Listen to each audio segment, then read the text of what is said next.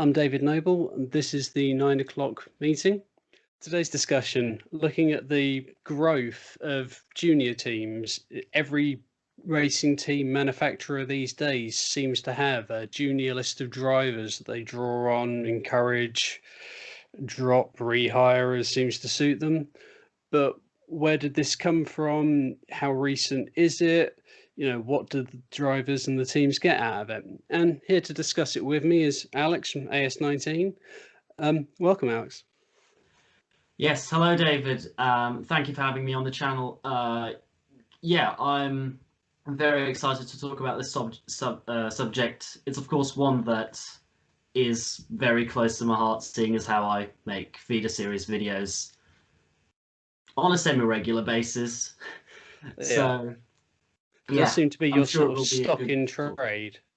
Yeah, I mean, it's a bit like some videos get lost because I write a script and then I don't have the motivation to do them, or sometimes I just come up with an entirely new video without a script. It just seems to be just taking it as it comes. Takes you, yeah, exactly. No, I've got that at the moment. I've been like working on this video randomly, doing research and stuff for it, and I think I started it about a month and a half ago, and it's still on the notes in a notepad somewhere as far as it's got. Sometimes they can turn into something else as well. I had an idea before Christmas for a video about the life of some driver or whatever else, and that ended up on hold and then grew into like a heroes video I did a few weeks back, talking about just some of the drivers that have inspired other people recently who have, say, like disabled or what have you, and people like Alex Zanardi and Billy Munger and Robert Kubica to a certain extent, and just how the drive to achieve stuff and just very impressive people. So it's an interesting one, how an idea can evolve. To a certain extent, it's like this. I remember sort of seeing something you'd posted on Twitter and thought, I mean, me and you have sort of been chatting on Twitter for over a year now, I think. And, I know you're very much into your junior formulas. So when I sort of came up with the idea of like these meetings and chatting to people about subjects and stuff, I thought chatting to you about this sort of subject and whatever might be right up your street. So I thought it would be a good conversation to have. But I haven't done as much research into this as I perhaps would normally do for a video of my own, just because I thought you can get more back and flow of a conversation if, other people were, you're learning from them. And yeah, if it's just a bit, if it's just a bit of a chat like normal people would have. Yeah. Exactly. We don't need to talk in nerd language for forever. Yeah, it's just like getting into the details of, I remember when such and such was in Formula 4 and he was doing what have you, and he switched from that academy to that academy. Should we actually get back on topic? Yes. I'm getting completely distracted. That's good. We're a couple of minutes into this video and already completely lost. Right, starting again. Hi, I'm David. This is Alex. We're talking about feeder stuff and teams and junior programs. Right, now we're back to the beginning. I'll leave this stuff in just because it's good fun. I'm sure it'll be funny for people to watch.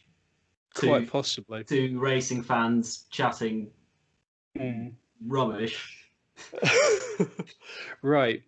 I was looking at the Formula One grid and I was having a countdown thinking, the growth in junior teams and stuff is quite a recent phenomenon. So how many of the drivers on the current grid came through from junior programs, or because their managers were people who like managed or were high up in Formula One teams?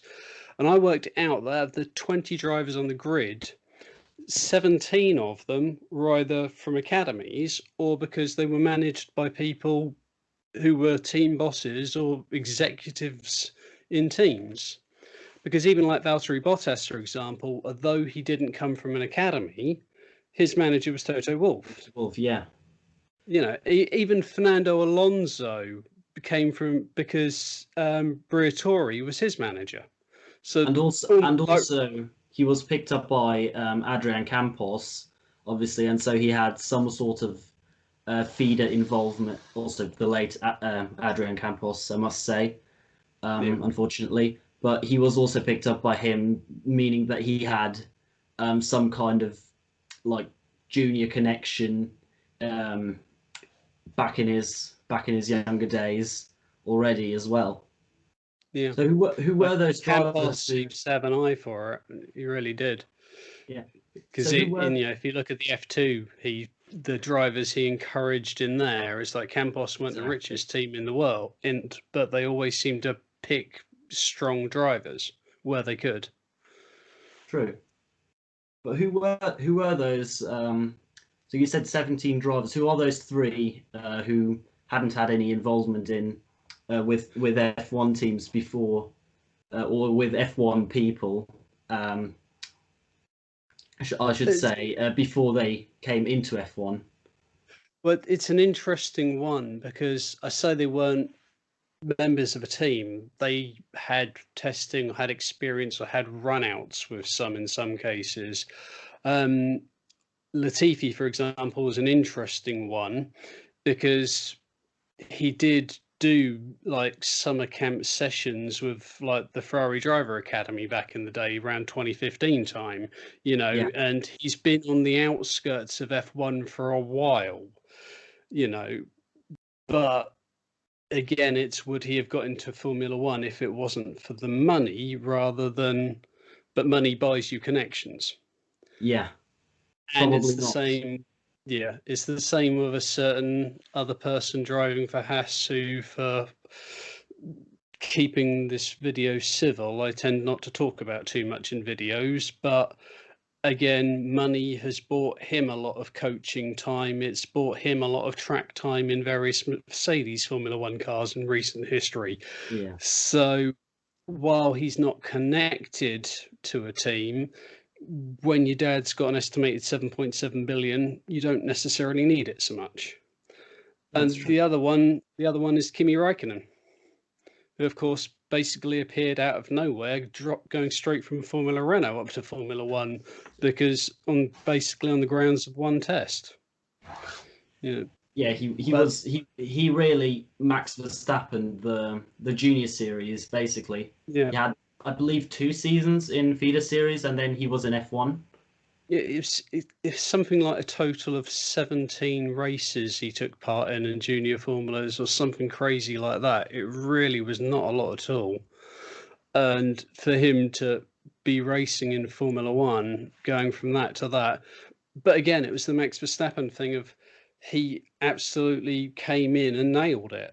And you get some drivers who can go through every step of the ladder and be competitive all the way through and, you know, succeed championship wins and like British F3 and stuff, be absolutely dominant and go to F1 and just disappear completely off the radar. So it's very hard to gauge what will make one person successful and not another person. That's true. And even with such a thing as karting as well, like you can be the greatest driver of all time in karting. You can win all the WSK, Supermasters, European World Championships in all your classes. But then if you don't do well or if you don't adapt well to F4 or F3 machinery, you're out. And that is also another kind of connection with the F1 teams. I believe this is also why not a lot of F1 teams take in karting talent or have historically taken in too much karting talent. Yeah, Ferrari have got a habit of picking up people from Tony Kart kind of straight after they've finished karting. Red Bull have picked up some drivers in karting before. I think Mercedes were backing a couple, but I could be completely wrong on that. Mercedes have got 2 drivers currently competing in karting, so it's now growing a bit. And also today, obviously, Ugo Ugochukwu got picked up by McLaren. Yeah. So that's gonna give commentators fun. I just want to hear Crofty, during a race. But he's gonna struggle with that. I mean, if the guy gets to Formula One, then more power to him. That's all I can say. Absolutely. Is we look forward to that actually happening. Furthermore, he was born in Lagos, the capital of Nigeria, which is also very interesting because I don't think there's ever been a driver who has had like proper roots in Western Africa. Certainly none that I can think of, not at that level. No. So it would be great to have him on the F1 grid in 6-7 years' time. It would be amazing. Definitely. I mean, joking aside about it, but that would be brilliant, yeah. Yeah. Because obviously we want to encourage as much growth and diversity on the grid as we can possibly get. So absolutely, that would be cool. And we shall see how it goes, because obviously having a very solid karting background, enough to attract McLaren's attention, stranger things have happened. True. And McLaren usually tend to pick up some of the best. I mean, Lewis Hamilton is the main example, but then also Lando Norris, who is currently doing well in F1 and he's going into his third year now. Then Kevin Magnussen and Stoffel Van Dorn both maybe didn't achieve as much as they could have in F1, but they still made it into F1. Yeah. And I mean, especially Magnussen stayed in F1 for a long time. Yeah. I think Nick de Vries got a little bit lost, as in McLaren were dealing with other stuff going on with the whole Honda coming in or whatever, and his career sort of ended up being a little bit in the background of all that, and a couple of wrong career choices slowed him down. But clearly he was a guy who had the potential. True. You could have made it. Exactly, not exactly not a shabby CV. Let's be honest. No, it's quite decent. I mean, Formula Renault champion, Formula 2 champion, now a race winner in Formula E. It's quite good, I think. Yeah. We've seen a lot. Let's be honest with you. The guy who finished second got into Formula One, and he didn't when he won the championship. So there was room there for him, but not the budget. Is basically what it comes down to. True. I mean, and that is. I know De Vries wasn't in an academy at the time when he won F2, but that is kind of the thing where academies or connections with F1 teams can open up a lot of doors can open up certain doors for you. And then a driver who maybe wins the F2 championship but doesn't have any connection can't get into the sport, especially when the driver market is as rigid as it was in 2019-20, with only I believe it was only Ocon and Latifi coming in. Ocon obviously returning partially through his Mercedes connections, and Latifi coming in because of him, being good in F2, but also getting that bringing Williams that sponsorship money. Yeah. I was looking at the Formula One thing, the GP2 grid, I should say, from 2011, just to compare it to now. Because if you look at now, it's like literally the first 6 teams on the grid. The only driver who isn't connected to an academy of some sort is, Filippo Drugovich. And, considering this car he's sitting in and haven't had a good season last year, all things considered, but I think it's possibly the best season MP have ever had. Hypothetically, could he be in a Nick de Vries situation of winning the championship and not getting to Formula One? Because he doesn't strike me as a driver who has enough budget to attract a seat. I believe so. He's obviously got the sponsorship. Luckily, he's got enough sponsorship, partially through the Drugovich, I think, metal parts company. I think it's family owned, but I might be wrong. But it's the Drugovich company. They have got certainly enough budget to have Felipe in F2. But it might come down to him potentially winning the championship. I don't think he will necessarily, but I could be proven wrong. He is a talented driver. It's But a then big is he at ask, but F1 not because he hasn't got impossible. the connections Yeah. and not the money?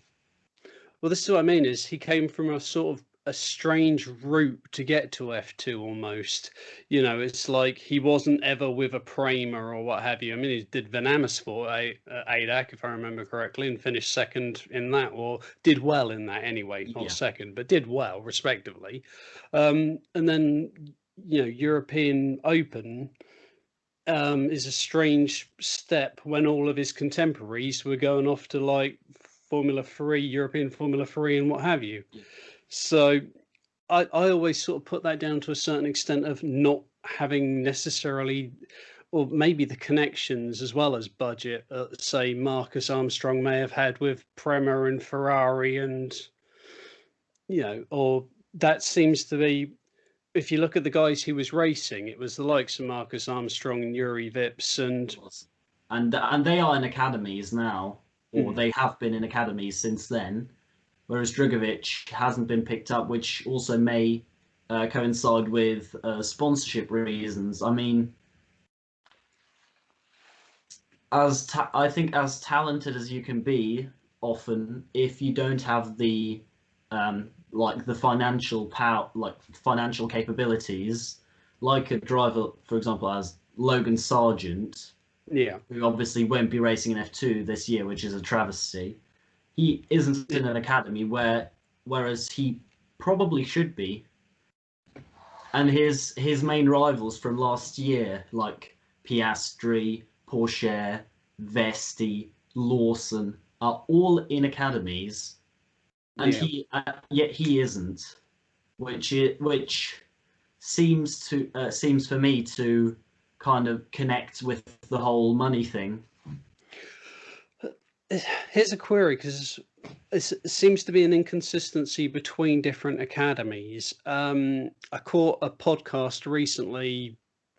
The name of it forgets me, but I'm sure I'll find a link or write it down in comments or something somewhere. That Jack Aitken took part in, and he was. But they basically sort of asked him about, so, you know, what did being part of the Renault Academy entail? You know, what did that give him? Did it help him out with regards to budget and what have you? And what he was saying was it kind of depended very much on his performances and how Renault were doing at the time.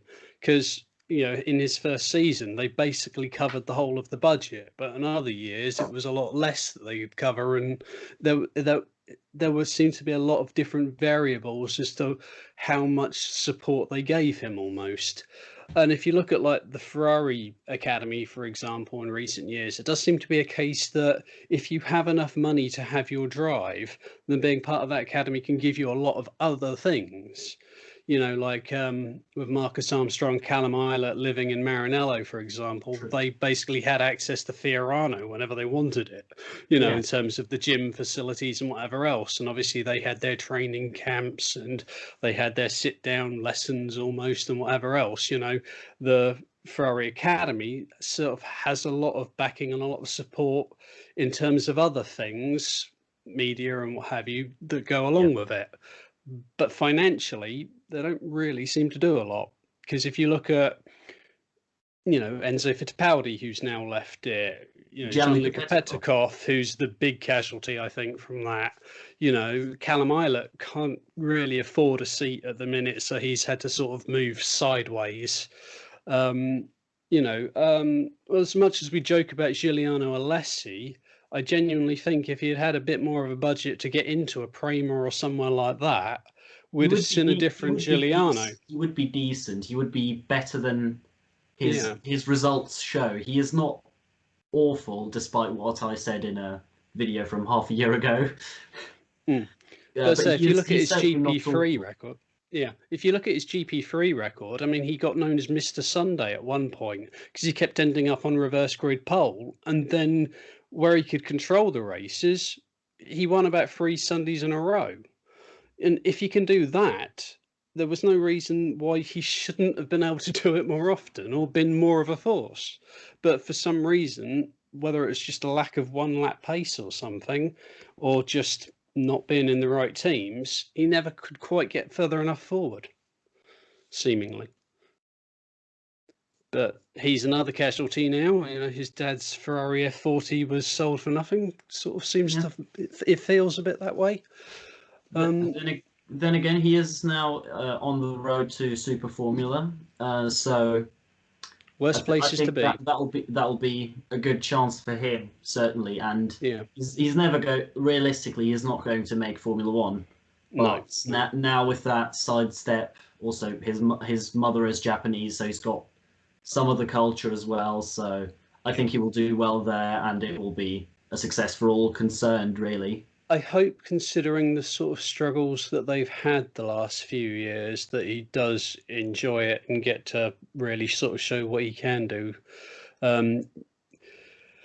As much as we always talk about, you know, Formula 2, Formula 3, or whatever else being like spec series, we know that it's, you know, all cars are equal, but some are more equal than others, Yeah. because a Prema is always going to have more resources, more whatever that they can throw at it than, say, Campos, for example. Or Trident as Well, the main example for like back markers in feeder series. well, that's the weird thing about Trident is in F3 they're decent. So why is it in F2 they're like at the back of the grid? It's like two different Trident teams almost.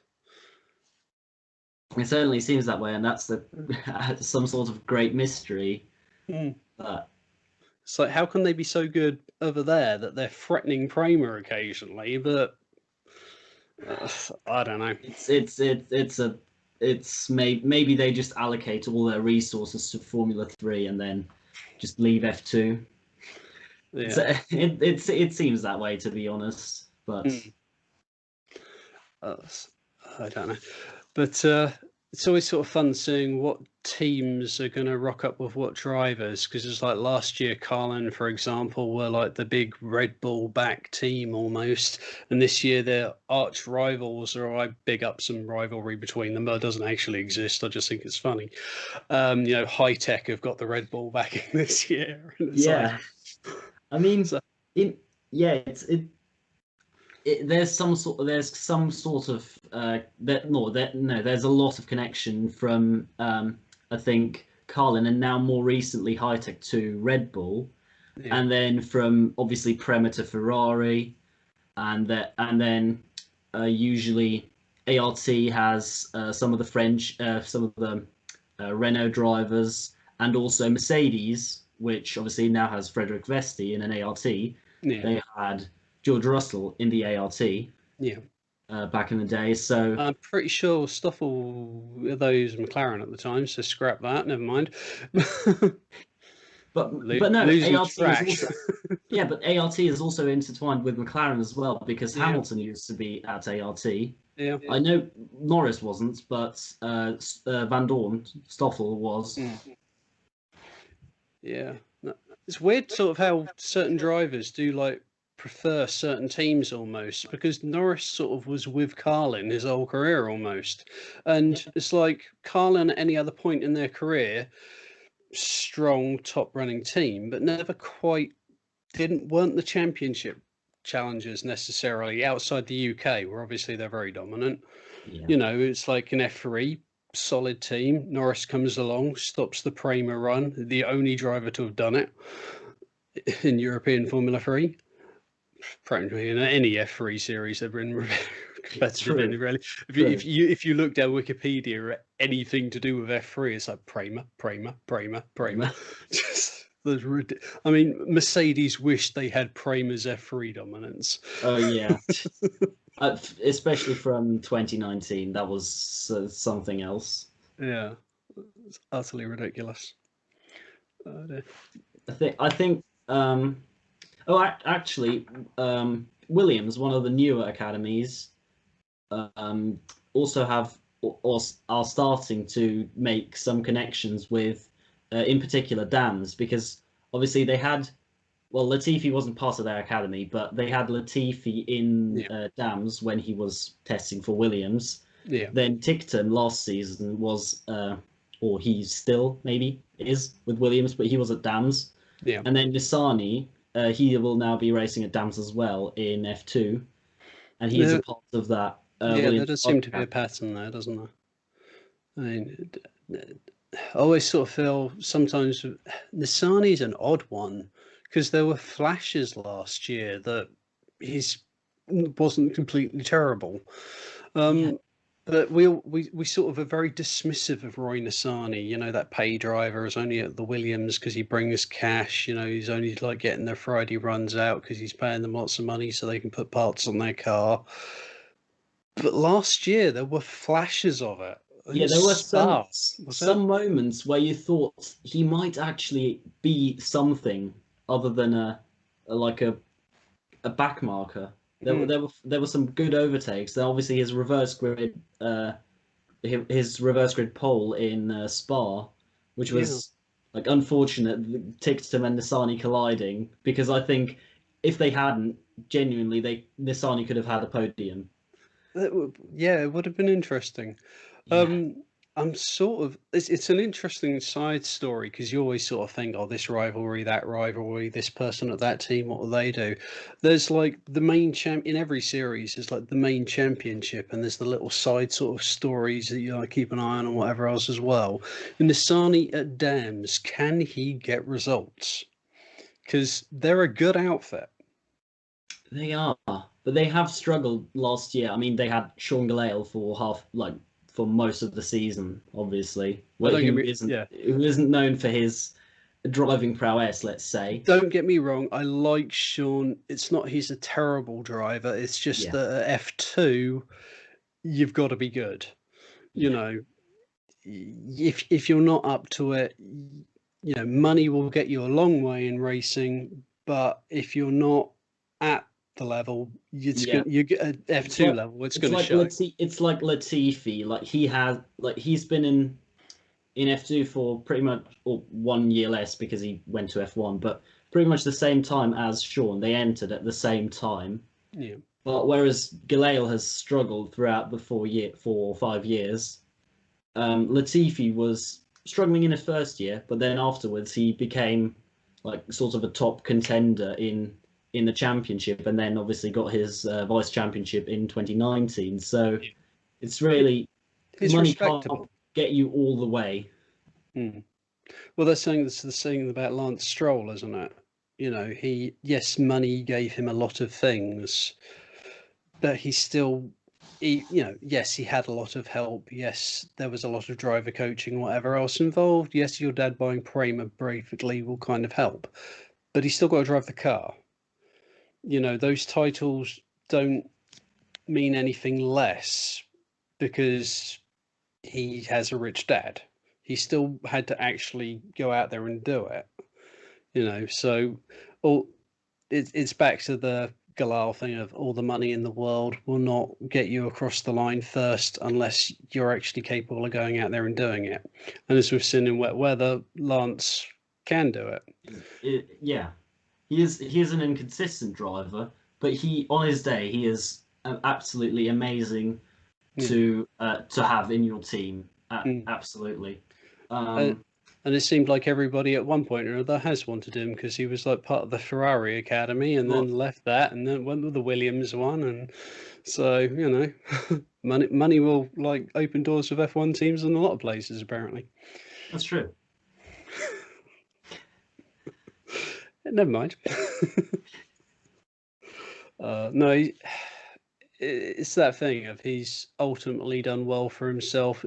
Did he deserve to be in Formula One when he first got into it? Possibly not. Now, I would say he's laid them ghosts to rest. Consistency could be better, yeah, but he's got the speed, he's got the pace and the ability. He's also got his qualifying performances in order, which have been a big criticism in the past, especially 2019. And now, like, he's got pole in Turkey. He's been out qualifying Checo Perez, who has been one of the main guys in F1 for the best part of the decade. Yeah. Are there any criticism? A guy than a guy. So perhaps winning the quali battle against him isn't reflective of ability. Maybe if we're going to compare Checo with, say, Ocon during their time together, perhaps true. Mm.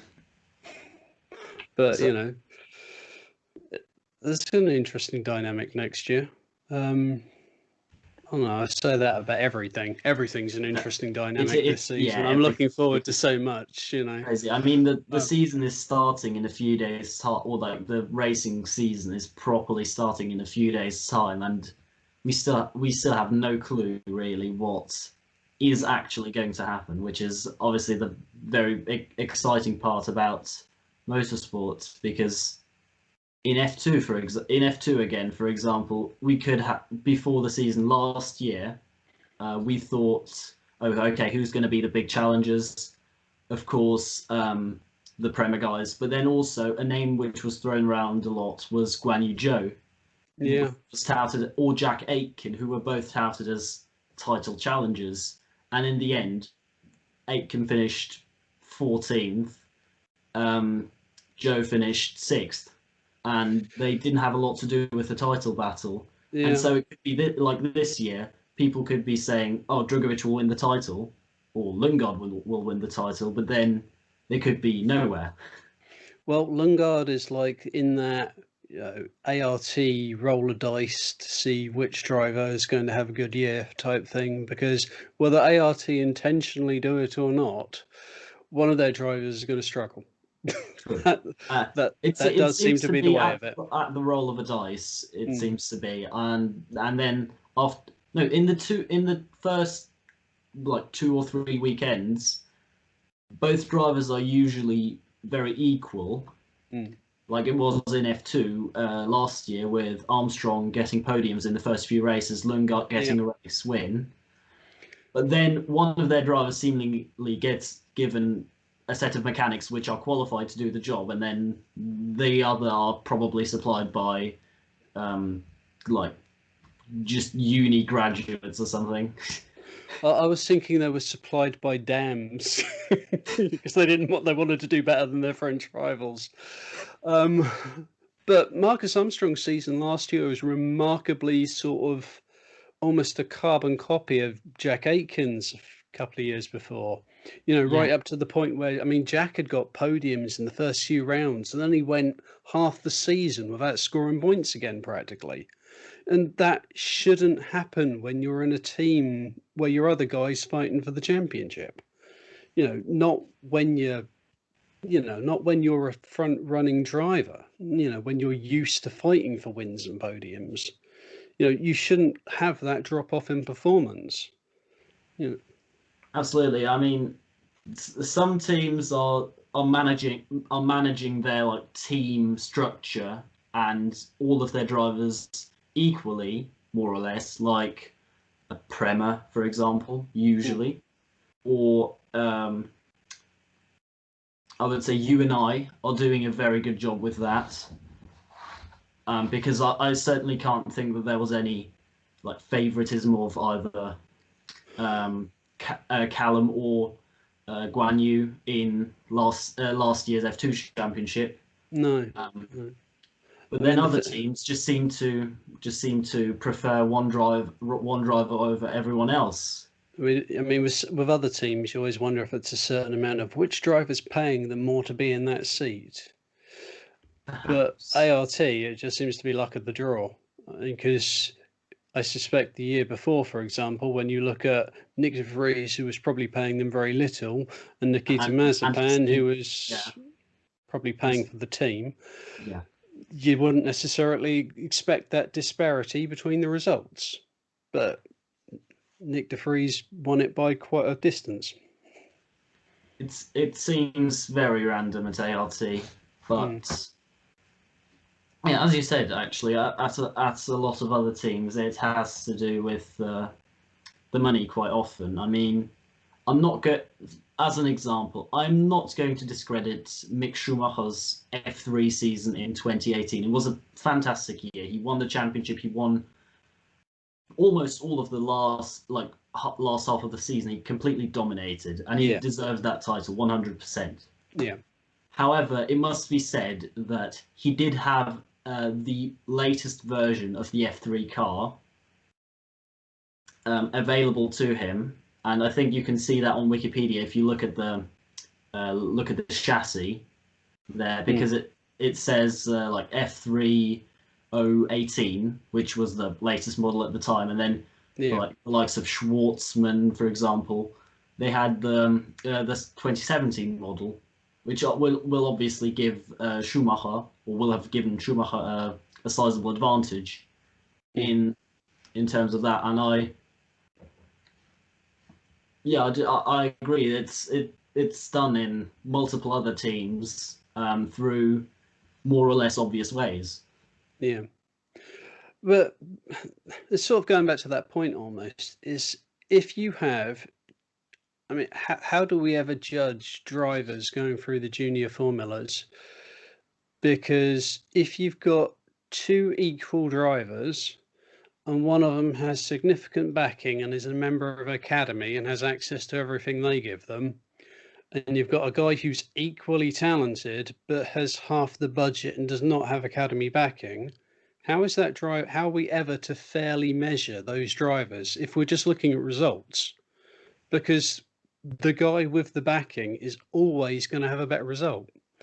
Back to podcasts again, there was one with Seb Morrison. We're talking about his GP3 days, and he was sort of saying pre-season testing, he got sponsorship set 3.5 million that he was going to have for that season and going forward.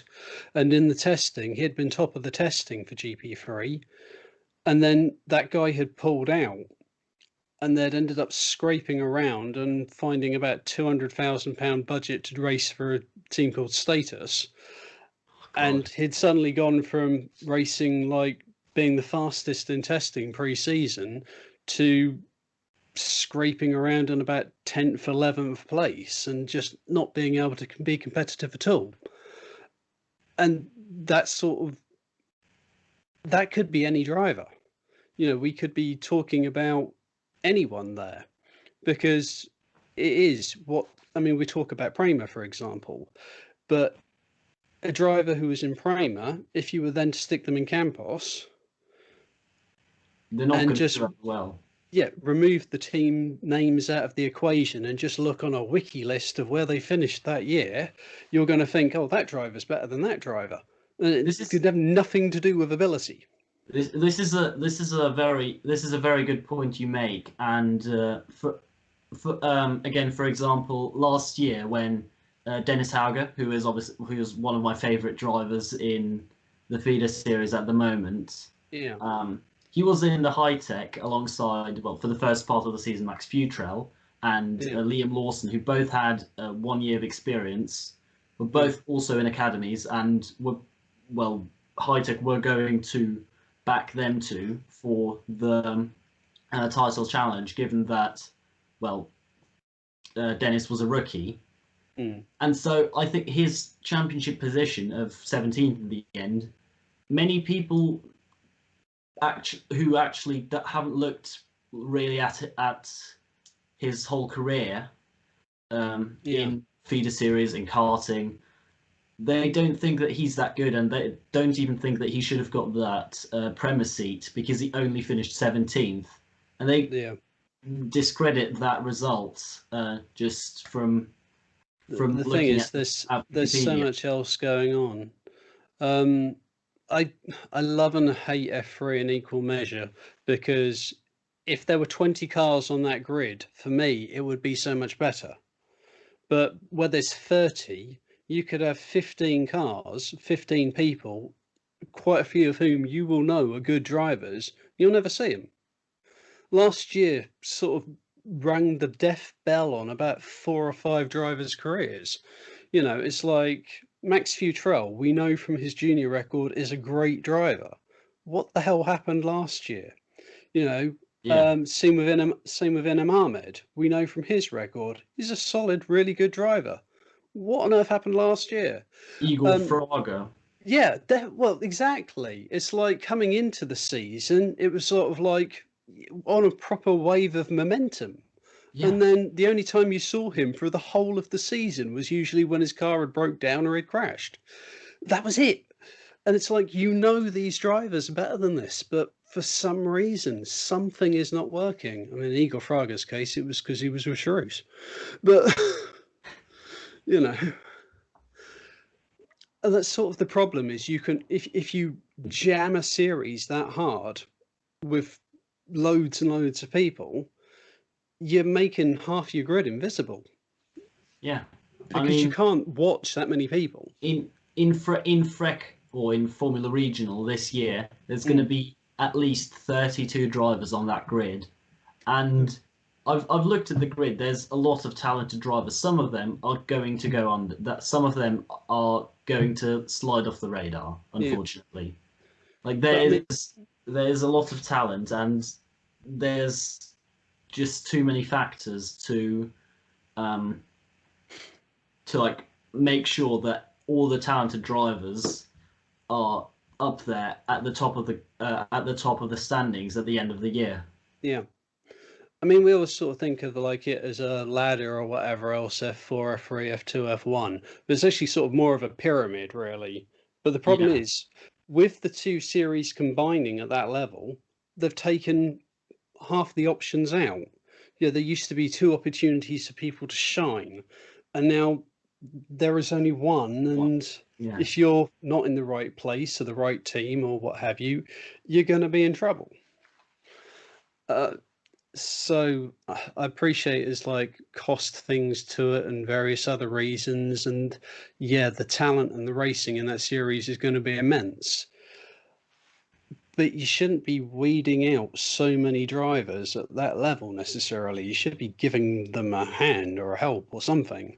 You know, I think it's been done to like make it more simple to compare drivers as well. Like obviously before, I believe 2014, there was no Formula 4 series, so a driver doing well in Formula ADAC might be might not be really comparable with someone doing well in Formula Bath. Yeah. And with introducing F4, they made sure that you can more or less compare the like the talents of drivers in different championships at that level. And I think they've kind of tried to do that with the Formula Regional and Formula Renault merging together to create Freca. We have totally disappeared off topic at this point. That is true. Shall I try and get back onto it? Of course. Right. Looking at the Formula 2 grid for this year, you've got the top 5-6 teams, and with the Felipe Drugovich aside, literally all of them are tied into a Formula 1 team in some way. You know, whether it's Alpine, whether it's Ferrari Driver Academy, whether it's the 3 Red Bull drivers in the, you know. I was having a look back just for the sake of argument, the GP2 from 2011, and looking at that, I could see about 4 drivers in the entire grid which had got links with Formula 1 teams. It was like Davide Rigon and Gil Bianchi, you know, with ties to Ferrari. Sam Bird, either that season or soon after, had links with Mercedes as their reserve. But that, even going back 10 years ago, you just didn't really have that thing. So the growth is sort of incredible. But then, as I said, you still had, even 10 years before that, drivers coming in like Fernando Alonso, who had ties to Briatore, ties to Renault, Benetton, and what have you. So it's always been there to a certain extent. If you want to go 10 years back before that, Michael Schumacher getting his seat at Jordan was courtesy of a £150,000 check from Mercedes, because he was one of their juniors. So we can trace it back for years and years and years, but it's only recently it's become as disproportionately all involving as it is now. You know, so now it's almost like you have to be a member of a team or have a dad who's a billionaire to have a chance in Formula 1. But are these drivers getting into Formula 1 because they're the most talented, or is it because they've managed to get as part of a team? So I think being part of an academy like a Ferrari, especially Ferrari or Red Bull, will open up a lot of opportunities for you in your career. A lot of drives might open. You've obviously got the influx of sponsorship that brings you that gets to you with this prestige of being a junior driver, Mm. which will then obviously fund your career rather than not being part of an academy. And that obviously is very that it brings a lot of advantages being in an academy because you get the money, you get the exposure, you get the connections to F1 teams, and in the end, most of the junior drivers in who are in academies get the best seats in the series below F1. It would look that way, yeah.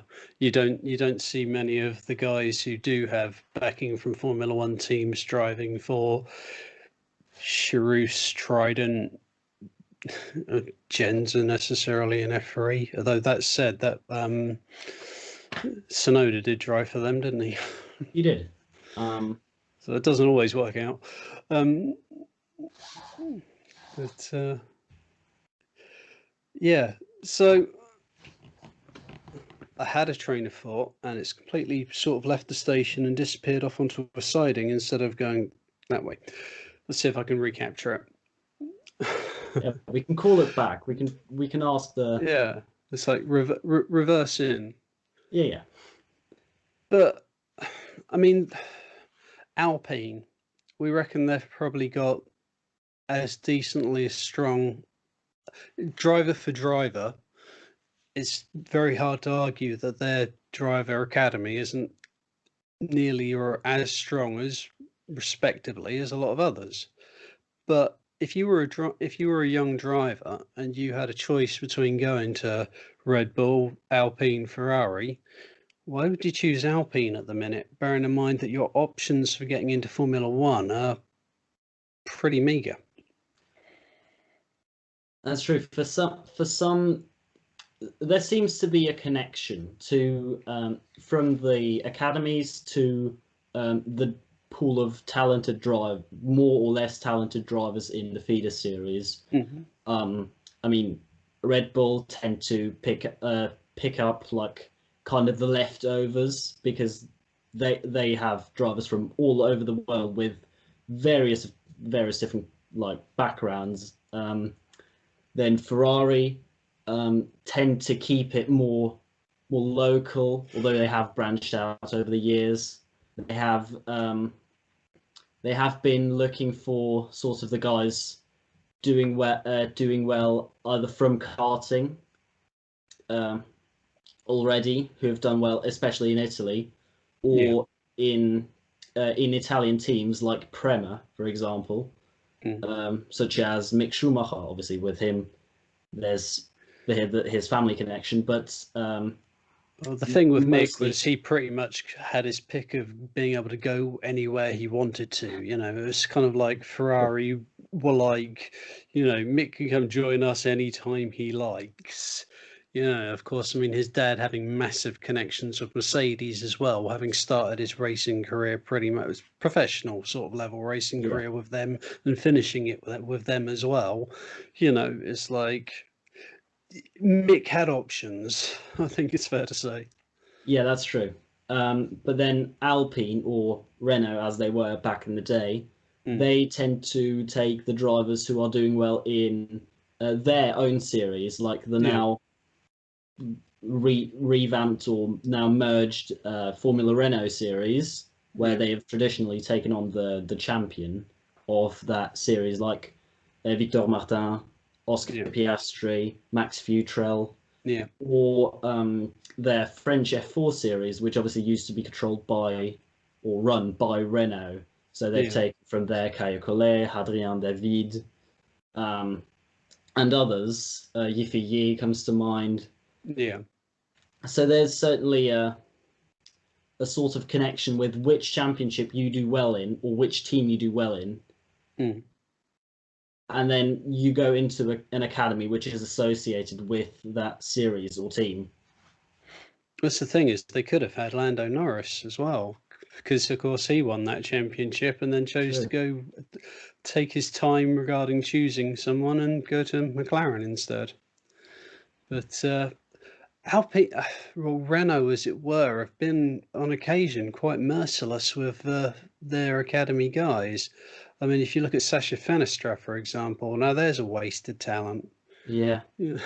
Even Victor Martin, he was he finished, I believe, 8 points behind Piastri in that Formula Rally, and they dropped him.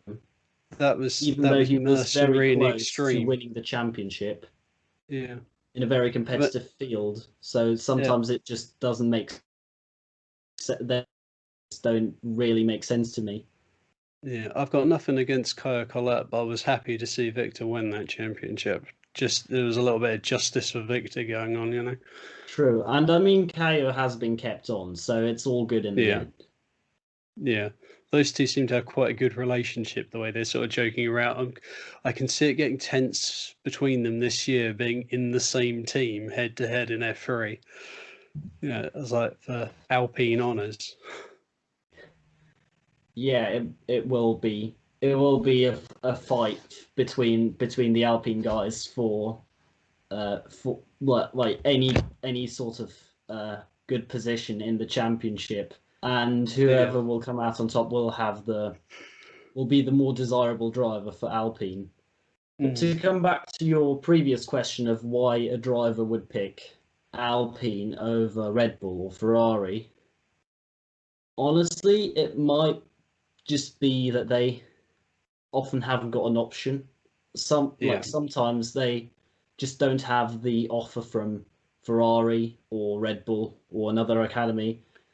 Maybe because they don't think they're quite that good, or maybe because they don't have the necessary cash or the financial capability to get into a better academy, which sometimes seems to be the case.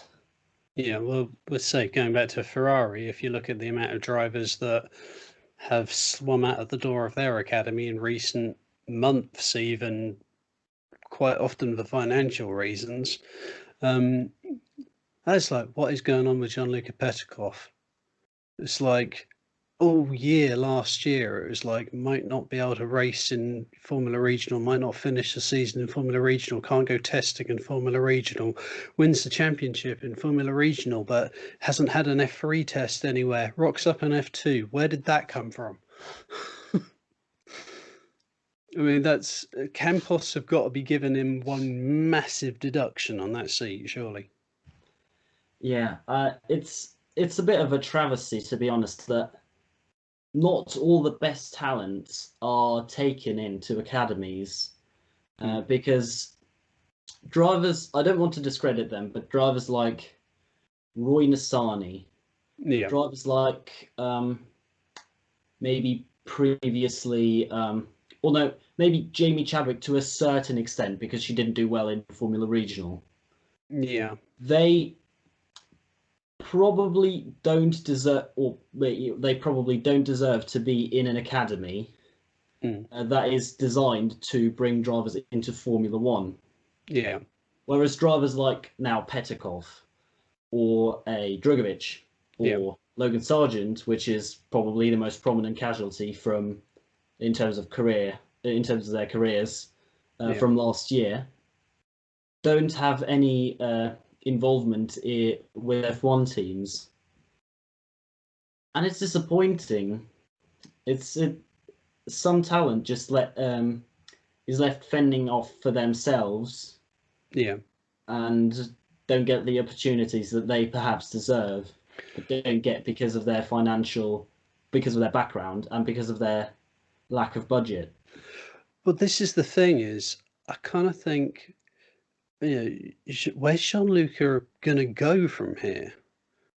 Because anyone who's racing at the bottom end of like the F2 grid, it's like if you've got budget and backing, you could hope to attract the attention of one of the bigger teams in F2. Maybe if you're really lucky, you can pull an Albon and manage to get a season at a team like Dams for basically nothing. But if you've got no budget, I mean, the Albon fairy tale that turned into a nightmare is, it's even that, he got to Formula One, which was unexpected for even 6 months before that, but even that is incredibly rare in the sport.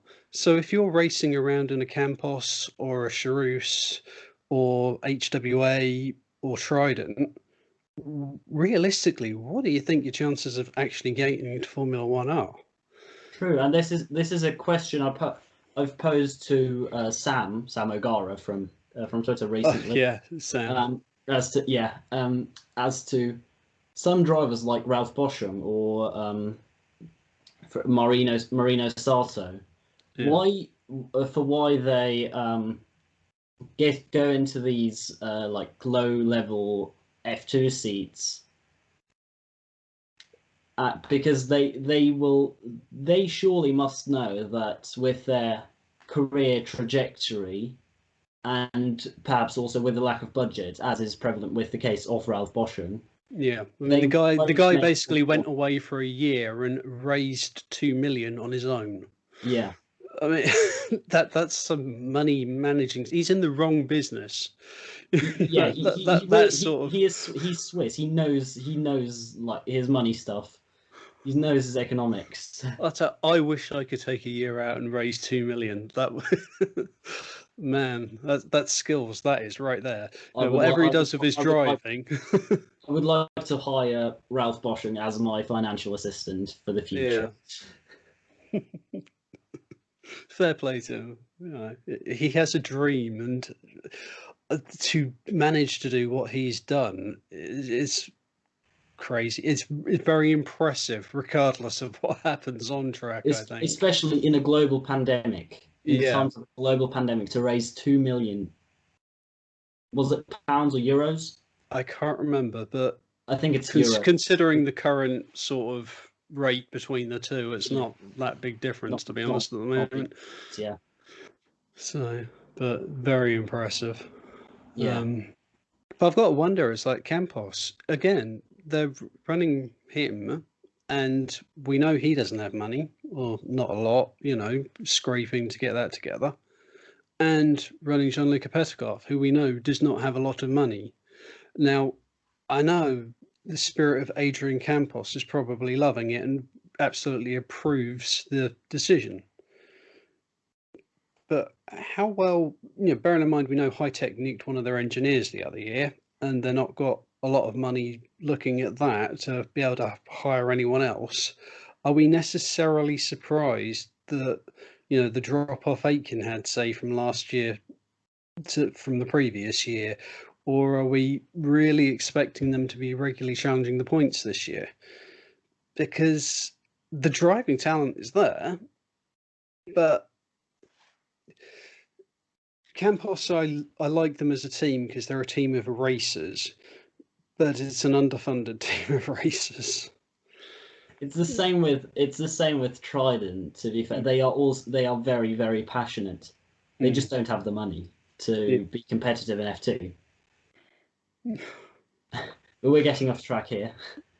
But the problem is it's so easy to get off track because we both love junior formulas and we love talking about junior formulas, and it's easily done. I mean, I'm going to sort of have to wrap this up just because of some of this in the time, and it's sort of like got to get up for work in a little while. Yeah. So, the basic recipe is, what we're saying is billionaires who can buy Formula One teams without having to think about it and losing too much money out of their bank account to do so aside. Is it possible in this day and age for a driver who does, from a reasonably normal background, who does not have the backing of a Formula One team, to make it into Formula One? As sad as it is, I'm going to say it is borderline impossible.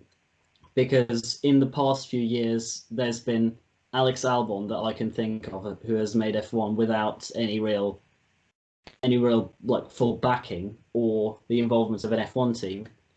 But he only got the seat because the Formula One team came for him. That is true, but he is the only one who in F2 was in the past few years who has made it into F1, wasn't associated with an F1 team during his time in F2, and I believe we're not going to have many stories like this because the F1 driver market is so like F1 teams are trying to like now take a big focus on their own talent. Like Red Bull have been doing it for years, obviously, but now Ferrari are actively trying to promote drivers to their customer teams, Haas and Alfa Romeo. Then also but the thing, there is a certain amount of kudos as well to being able to say, well, our juniors won this series and this series and this series last year. True. So that's an advertising statement for their driver pool right there. It's something for the market. It's something that helps with marketing that can say this brand, we as a brand, have helped this driver achieve great things in junior motorsports, and we have now brought him into F1. And that is huge for exposure of a team as a brand. And more teams are trying to go that way. I believe the only F1 team who hasn't got any academy involvement at the moment is Aston Martin, but they will surely at some point in the next few years start up their own academy. Which will then I mean, they used to have it in the Force India days, of course, but So I think the thing with them is because they have so many links with Mercedes and whoever. I mean, they are practically Mercedes Part 2.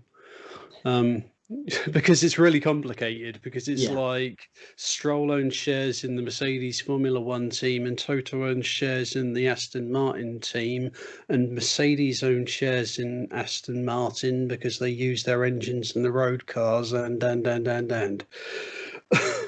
it's like if their Aston Martin driver lineup wasn't reasonably settled in the near future, most people's money sort of seems to be on Vesti replacing Seb in a couple of years.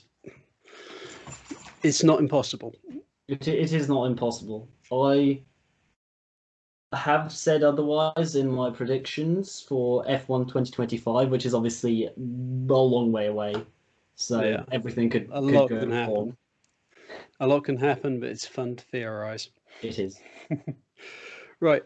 Realistically, we're going to have to leave it there, and I completely agree with you that anyone getting into Formula One who isn't part of a team is an incredible long shot with the current climate, especially. Would you like to, I mean, you've got a much bigger following than I have these days, but would you like to tell the world more about your channel?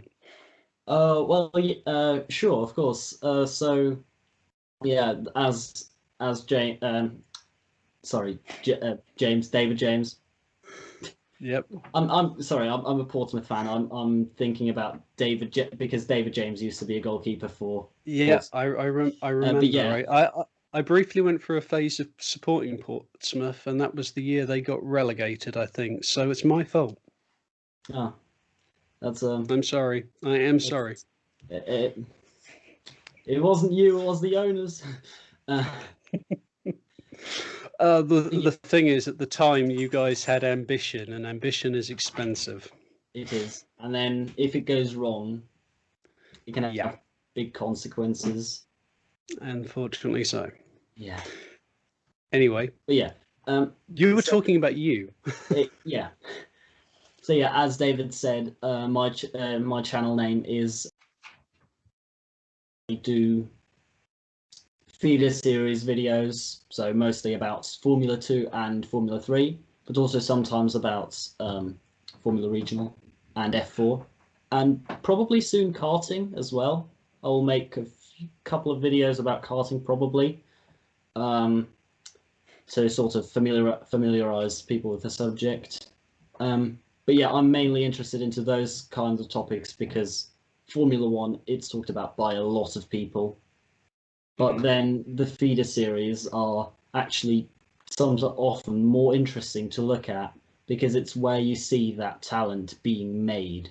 It's where you see the drivers becoming those stars they are going to be perceived as in F1, and that's what my channel is about. Well, it's always great fun seeing the drivers coming up through the ranks. It's like the first time I heard of Lando Norris was like 2016 when he was racing in the Toyota Racing Series, and later on that year we caught up with him at Silverstone when he was there for Formula Renault NEC, and then the following year we caught up with him at Silverstone and got his autograph again when it was like Euro Formula. European F3, and then the following year we caught up with him when it was Formula 2 and got his autograph. It's only since he's been in Formula 1 it's just like, oh, he's untouchable now. But it's the progression and the being able to follow drivers' careers. It's a similar thing with Marcus Armstrong. Met him in the paddock at WEC in 2017, and he seemed surprised people knew who he was, but it was great. I have a wonderful picture of him with my son asleep in a pushchair. But you get these relationships and things with people, or not relationships, but you're in your head where you follow them for so long, and when you see them in Formula One, because you've then followed them for so long for every step of their journey from this formula to that formula to whatever, you have a kind of connection almost, and you want them to do well because you followed their journey almost. You're more invested in them, I tend to find. Oh, exactly. That's the right word. To be invested into that driver, because you can then really say, I was there first. I was supporting this guy first, or this girl, hopefully in soon. Well, hopefully so. But yeah, I've been supporting this driver from day one, basically, from when they started their junior career before they were big and famous. It's just an amazing feeling to see someone you have actively looked at and you can actively appreciate as being a talent breaking through into the top echelons of motorsport. It's a very rewarding kind of thing. Definitely. Well, I say that's got to be it for this chat for today. It's been an enjoyable chat, not necessarily always on what the planned conversation was, but it's been a good chat, so I consider that a win. And to thank you very much for taking part in the conversation. To people at home watching this, thank you very much for watching it, and take care of yourselves, and good night. Bye bye for now. Bye bye.